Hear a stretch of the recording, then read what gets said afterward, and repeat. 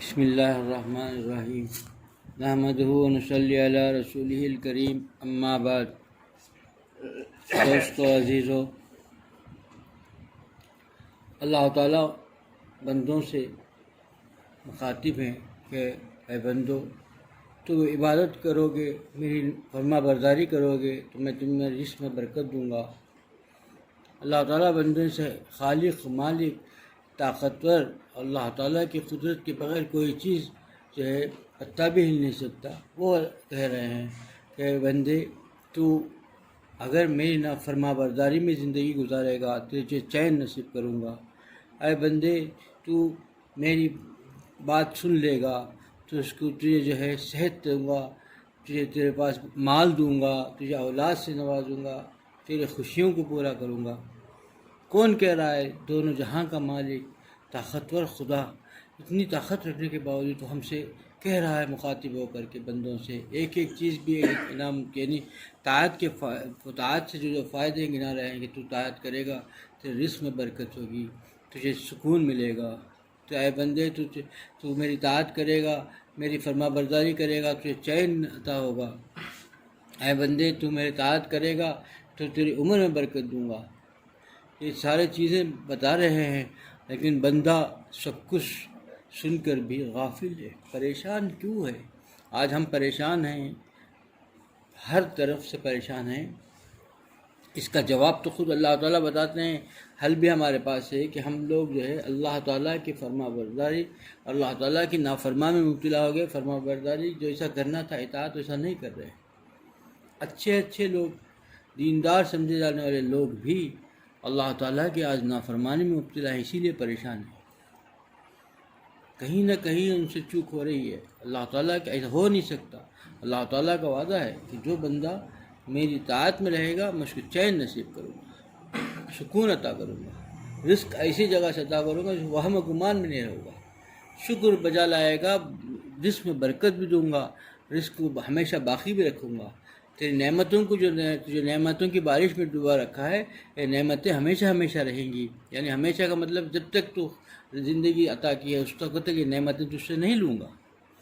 اللہ تعالیٰ کہہ رہے ہیں بندہ سب کچھ جان کے بھی اور پھر جو ہے پریشان کیوں ہے؟ اپنا محاسبہ کرے۔ ہم لوگ پریشان ہیں تو اپنا محاسبہ کریں کہ ہماری پریشانی کا حاصل معاملہ یہ ہماری اللہ کی جو ہے نافرمانی ہے، اللہ کے اس سے بغاوت ہے، ہم باغی بن گئے تو سبھی پریشان ہیں۔ حضور اکرم صلی اللہ علیہ وسلم نے ہمیں بتلایا کہ بھئی تہجد پڑھو گے، تہجد کرو گے، صحت مند رہو گے۔ کسی کو یقین نہیں، ڈاکٹر کہہ دیا، کافر، مشرک، یہودی کہہ دیا کہ واکنگ کرنے سے صحت ہوگی، سبھی کو یقین ہے۔ اچھے جو دیندار سمجھنے والوں کو بھی اس پر پورا یقین ہے، اور اس بات پر یقین ہے کہ حضرت نبی کریم صلی اللہ علیہ وسلم جو دونوں جہاں جس کی وجہ سے وجہ تخلیق ہے، جس کی وجہ سے دنیا کو سجایا گیا، اللہ کے محبوب کہہ رہے ہیں کہ تہجد جو پڑھے گے اس کو صحت ملے گی، اور اس پر یقین نہیں۔ ایک کفار کہہ دے، مشرک کہہ دے، یہودی کہہ دے، اور ڈاکٹر کہہ دے کہ بھئی ذرا واکنگ کرو گے صحت بنے گی، یقین پورا، کامل یقین، ذرا پر بھی نہیں، کسی حال میں واکنگ کرے گا۔ طبیعت ساتھ نہیں دے رہی ہے، موسم ٹھنڈا ہے، موسم گرم ہے، پسینے چھوٹ رہے ہیں، واکنگ نہیں چھوٹ رہا ہے۔ کیوں نہیں چھوٹ رہا ہے؟ کہ ڈاکٹر کہہ جائے کہ بھئی اس میں واکنگ میں صحت ہے۔ ارے اس پر یقین کہاں گیا ہمارا؟ ہم کس کی بات کر رہے ہیں؟ میں کفار کی بات نہیں کر رہا ہوں، اللہ کے باغیوں کی بات نہیں کر رہا ہوں، جو دیندار سمجھے جا رہے ہیں، کلمہ گو ہیں، مسلمان ہیں، مومن ہیں، ان کو یقین نہیں ہے اس بات پر کہ تہجد سے صحت بنے گی، اس پر ان کو یقین نہیں ہے۔ کفار کی بات تو نہیں ہے نا۔ ہم جو کلمہ گو ہیں، دعوے دار ہیں، حضور صلی اللہ علیہ وسلم کے عاشق ہونے کے دعوے دار ہیں ہم لوگ، اور ہمارا یقین ہی نہیں ہے کہ بھئی صحت کے لیے جو تہجد گزار ہوگا وہ صحت مند رہے گا۔ یقین کہاں ہے ہم کو؟ اسی کے لیے تو پریشان ہیں۔ اور فرمایا کہ بھئی روزے رکھو گے تو صحت ملے گی، یقین ہی نہیں۔ اور کوئی کہہ دے کہ بھئی غذا کم کھاؤ، تو بھئی جو خود غذا کھاؤ، تھوڑی سی کھا لو اور کم غذا لو، تو اس پر یقین ہے ڈاکٹر کہہ دیا تو اس سے صحت بن جائے گی۔ اور بولتا ہے کہ بھئی میں دو خود کھا رہا ہوں، بس تھوڑا سا کھا رہا ہوں، اس میں غذا میں صحت رہے گی، روزہ رکھو صحت بنے گی، اس میں یقین ہی نہیں۔ ہمارا ایمان اتنا کمزور ہے، ہم کمزور ہو گئے۔ پہلے کے زمانے میں جو تھے اللہ کی اطاعت میں جو بندہ ہے کہ اللہ کی فرما برداری اور اطاعت میں جو زندگی گزارتے تھے، ان کا دل جو ہے طاقتور ہو جاتا تھا، قوی ہو جاتا تھا۔ دل طاقتور جو ہو جائے گا تو پھر جو ہے کیا ہے کہ ہر چیز، چاہے اس کے سامنے پہاڑ جیسے جو ہے کوئی مصیبت بھی کھڑی ہو جائے، کوئی حیثیت ہی نہیں رہتی اس کی، کیونکہ دل اس کو طاقتور ہے۔ اسی کے لیے صحابہ جو تھے تھوڑے سے تھے، بڑے بڑے جو ہے بڑے بڑے روم کے جو ہزاروں کی تعداد میں جو جسم سے بھاری تھے، وہ لوگ کفار جو اللہ تعالیٰ کے نافرمان ہیں، جسم سے تو قوی ہیں، دل سے جو ہے کمزور ہے، اور جسم دل سے کمزور ہو گئے تو ایک دم ڈر کے بھاگ جائے گا۔ اسی لیے تھوڑے سے صحابہ ہزاروں کی تعداد میں، جب کتنی تعداد میں جسم سے جو بھاری تھے ان سے وہ ڈر کے بھاگ گئے، اور صحابہ کامیاب ہو گئے، کیونکہ یہ دل سے قوی تھے۔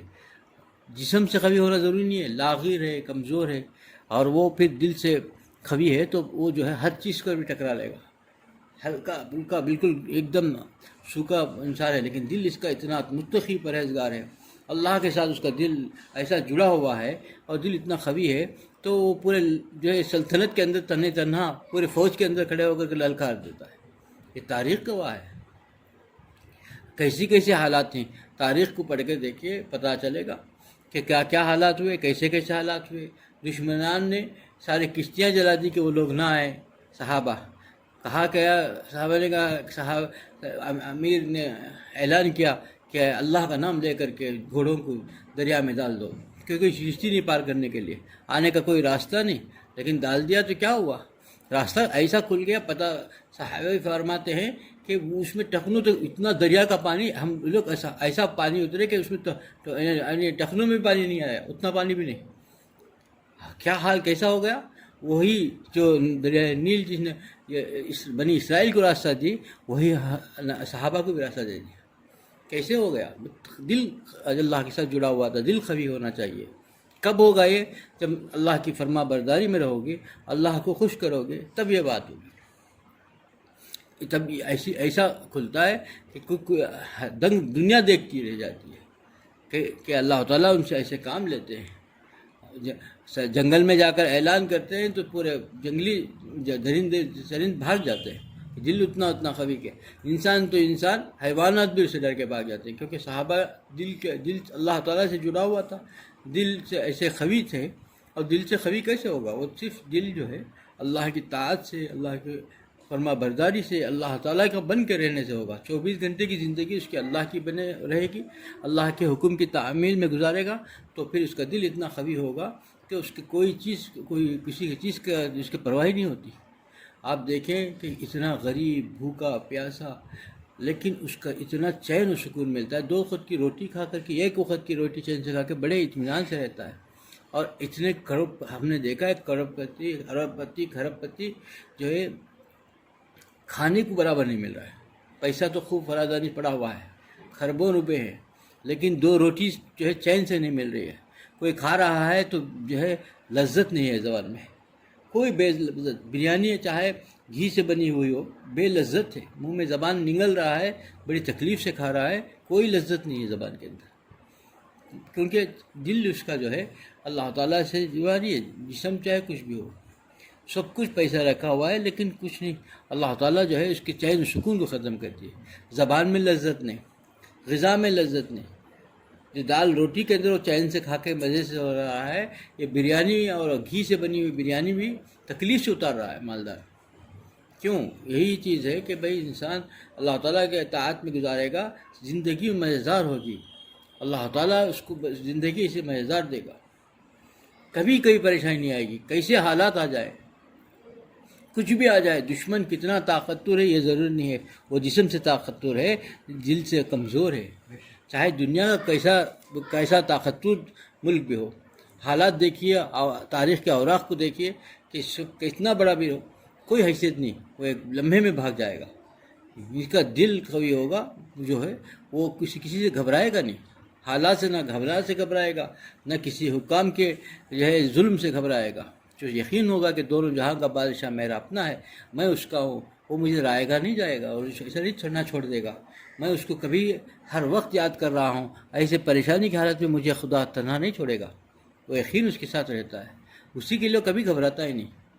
ایسے دیکھیے تاریخ کے اوراق دیکھیے کہ ہمارے اکابرین سولی کے دن دشمن نے سولی کے پندہ بھی ڈال دیا تو بڑی خوشی ان کے صورت پہ، ان کے چہرے پہ جو تاثر تھا وہ دیکھ کے گھبرا گیا۔ آخری وقت میں جلاد بھی گھبرا گیا کہ یہ کیا کیفیت میں ہے، کیسی چہرے میں مسکراہٹ، کیسی رونق ہے ان کے چہرے میں، کبھی ایک لمحے کے لیے بھی ان کو جو ہے ان کے چہرے پر پریشانی کے آثار نہیں۔ کیوں؟ اس لیے کہ وہ محبوب ان کو جو ہے اصل میں ان کی زندگی اللہ کے لیے تھی۔ اب اگر موت بھی ہو تو گلے خوشی سے لگا رہے ہیں کہ محبوب کے پاس ملاقات کا ذریعہ ہے۔ محبوب اللہ تعالیٰ، اللہ کے حبیب حضرت نبی کریم صلی اللہ علیہ وسلم فرماتے ہیں جو بندہ اللہ تعالیٰ سے ملنے کا مشتاق ہو، اس کے لیے زندگی کا ہر لمحہ اسی کے لیے گزارتا ہو۔ کیا سمجھتے ہو کہ اللہ اس سے ملنے کے لیے تڑپا ہے؟ نہیں تو کیسی خوشخبری ہے، کتنا پیاری بات ہے۔ جو بندہ ہر لمحہ اللہ کے لیے اپنی عبادت یعنی اس کا عاشق ہو، اللہ کو جو ہے محبوب سمجھ کے اللہ تعالیٰ پر جو مٹنے کے لیے تیار ہو، جب وہ اتنے اس سے ملنے کا عاشق ہو، تڑپ رہا ہو، اس کے لیے اسی کا لمحات گزار رہا ہو، تو ایسے بندے سے کہ اللہ ملنے کے لیے نہیں تڑپے گا۔ اللہ تعالیٰ بھی چاہتے ہیں کہ اس بندے سے میں ملوں، تو اسی کے لیے وہ بڑے خوشی جاتے ہیں۔ ہمارا اکابرین کے واقعات میں ہی لکھا ہے کہ آخری وقت میں جلاد نے جب ان کی سولی کے دینے کے لیے گیا تو اس کے پسینے چھڑ گئے، ان کے حالات دیکھ کر کے اس کو پسینہ چھڑ گیا، گھبرا جاتے تھے۔ حالات اسی دوستو عزیزو، آج ہم اپنے آپ پر غور کریں۔ ہم تو نام لیوا ہیں اللہ کے، اللہ کے رسول صلی اللہ علیہ وسلم کے کلمہ گو ہیں، لیکن ہماری زندگی بالکل جو ہے کفار و مشرکین سے کوئی الگ نہیں ہے۔ ان کی زندگیوں میں تھوڑا بہت ہی ہمارا فرق ہے، لباس و ذائقہ میں، کیونکہ ہمارا عقیدہ، ہمارا ذہن سب کچھ انہی سے ملتا جلتا ہو گیا۔ ہم یقین کے معاملے میں بالکل کمزور ہو گئے۔ اللہ تعالیٰ پر جیسا عبادت کے ساتھ ہمارا تعلق ہونا چاہیے تھا، اللہ کے ساتھ ہمارا تعلق کیسا ہونا تھا، ہمارا دل اللہ کے ساتھ جیسا لگنا تھا ویسا ہے نہیں۔ اسی لیے ہمارا جسم سے چاہے ہم کتنے بھی جو ہے قوی ہوں، دل اتنے کمزور ہیں کہ اس سے کچھ نہیں ہوگا۔ حالات آتے ہیں تو ہم بڑے پریشان ہو جاتے ہیں، کچھ امتحان ہوتا ہے تو ہمارے پریشان ہو جاتے ہیں۔ اس دوستو عزیزو، اپنے آپ کو اللہ تعالیٰ کی اطاعت میں گزارو گے، اللہ کی فرما برداری میں گزارو گے، ہر لمحہ سوتے جاگتے اٹھتے بیٹھتے ہر چیز میں اللہ تعالیٰ کو خوش کرنے کی فکر کریں گے تو اللہ تعالیٰ ہم کو ایسی زندگی عطا کریں گے، کیونکہ وہ وعدہ کرتے ہیں قرآن کے اس میں دیکھیے کیسے وعدے ہیں اللہ کے، جو اطاعت گزاروں کو، گناہوں سے بچنے والوں کو، اللہ کی اطاعت کرنے والوں کو، اللہ کو خوش کرنے کی فکر کرنے والوں کو کیسے بشارتیں اللہ نے دی رکھی ہے۔ اس پر اگر عمل کرو گے زندگی چین کی، سکون کی ہوگی، اطمینان کی ہوگی، اور جیسی زندگی ہوگی ویسی موت ہوگی، اور جیسی موت ہوگی پھر ویسا ہی حشر ہوگا۔ اللہ مجھے بھی اس پر عمل کی توفیق عطا فرمائے، آپ لوگوں سے عمل کی توفیق عطا فرمائے۔ آخر دعوانا الحمدللہ رب العالمین۔